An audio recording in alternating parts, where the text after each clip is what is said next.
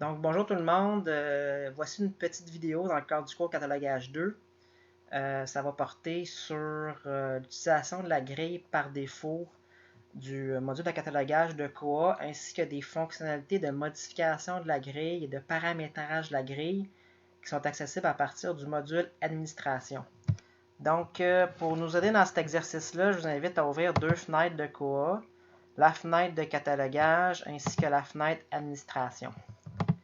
Une petite exploration, si on veut, d'un exemple de grille. On va prendre la grille par défaut. La grille par défaut, c'est celle qui peut être utilisée pour différents types de documents. C'est possible que durant la session, on utilise aussi Serials pour les publications en série. Ça reste à confirmer, mais pour l'instant, on va utiliser seulement que la grille par défaut. Donc, acheter une notice, c'est fait. Il y a des petites légendes, des petites choses qu'il faut comprendre pour bien utiliser la grille. Je vais faire enregistrer. Puis on remarque qu'il y a des sous-zones qui sont obligatoires. On va conserver ça comme ça. On pourrait les enlever, mais on va les conserver comme étant obligatoires. Puis ces sous-zones-là, bon là c'est facile, sont en surbrillance jaune, mais sont représentées par des astérix.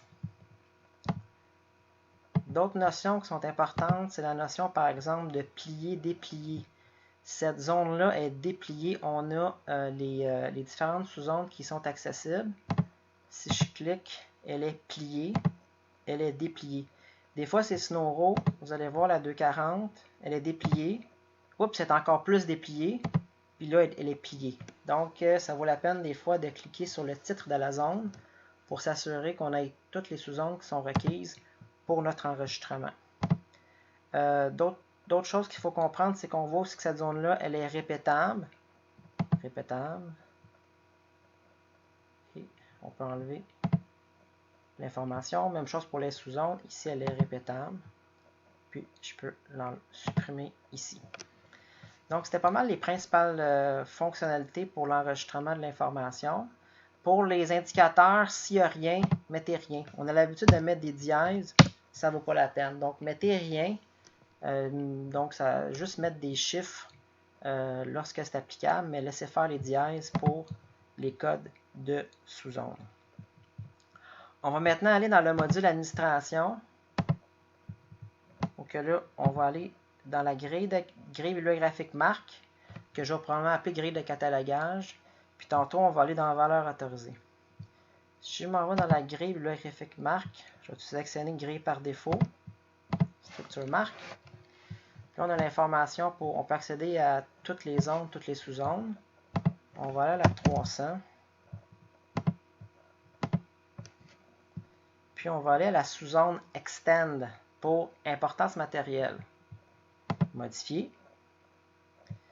Le menu ici, les options qui sont là, c'est les mêmes options pour chacune des sous-zones. Le code de sous-zone, le libellé à l'intranet, le libellé à l'opaque, c'est une zone qui est répétable. Si je la coche ici, elle n'est plus répétable. Elle est dans l'onglet 3. Okay. Si je l'enlève ici, si je mets ignorer, on ne la verra plus cette sous-zone-là. Donc, c'est important de la voir. Onglet 3.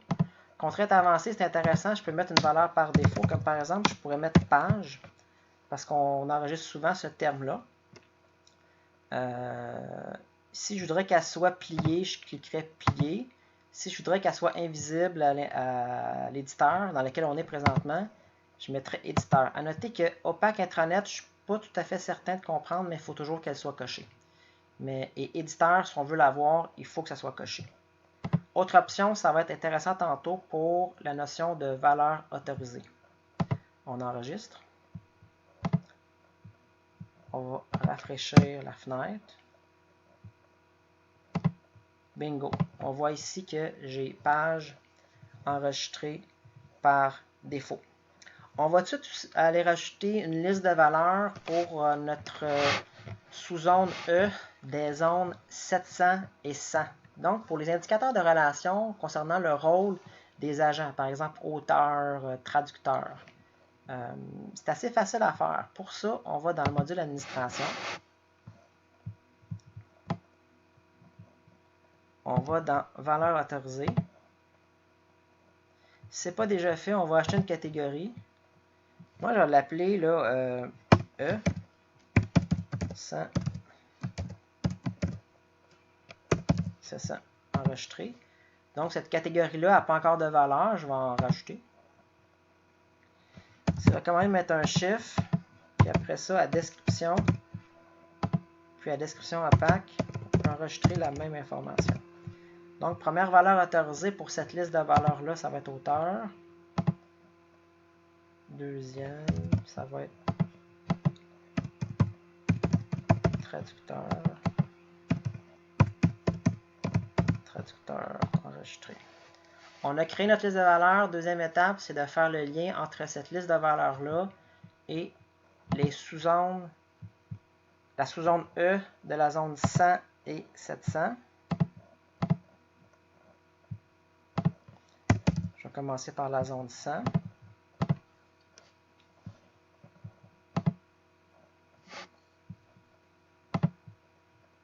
Oups. Tiens, ici. Enregistrer. Puis après ça, je vais faire la zone... Oups, il faut que j'enlève ça. C'est ça. Même chose. Je répète.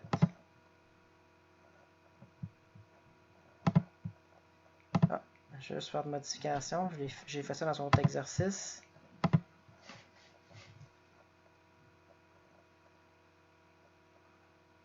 Là, si je me souviens plus, ça se peut que je n'avais pas enregistré tantôt dans la zone 100. Je vais aller voir ça. Ce sera pas long. Oups, non! Ne pas supprimer. Donc, jamais, jamais, jamais supprimer. Ne pas supprimer, s'il vous plaît. Ah oui, valeur autorisée, c'est là, je le voyais. Voyez-vous? On le voyait ici, donc je l'ai enregistré. On va voir ce que ça donne dans notre grille de catalogage. On rafraîchit la fenêtre. Premièrement, dans zone 100. Yes, je l'ai. Zone 700. Oh yeah, je l'ai. Donc, ça, c'est pour les listes de valeurs. On va aller voir aussi, ça se pourrait qu'il manque des sous-zones. Comme on a l'exemple ici de la zone 700, ou que j'aimerais ça avoir une $i, ça peut être utile pour enregistrer traduction 2. On l'a vu pour l'exemple suite de ou suite. Donc, en $i n'est pas là. Première hypothèse, c'est que elle n'est pas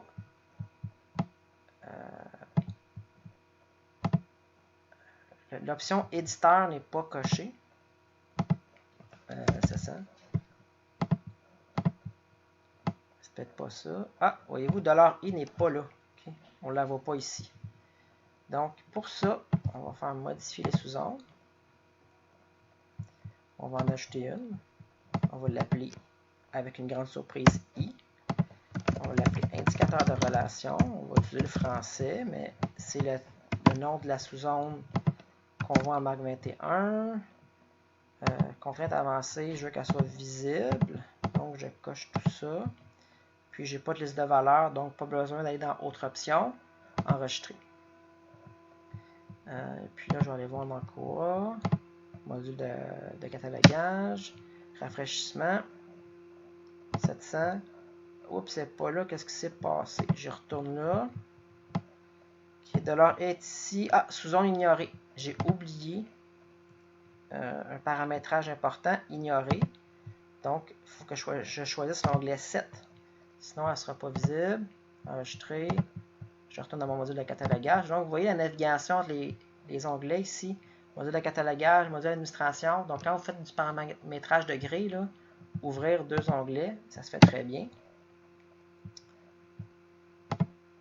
Yep, c'est ici. Donc, je pourrais aussi faire une liste de valeurs pour cet exemple-là. Ça serait très, très, très pratique.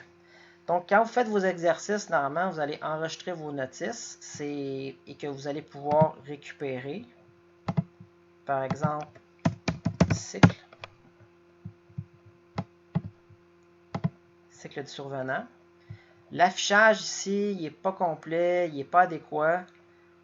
Donc, dans vos laboratoires, ne conservez pas nécessairement cette information-là, l'information que j'aimerais que vous conserviez.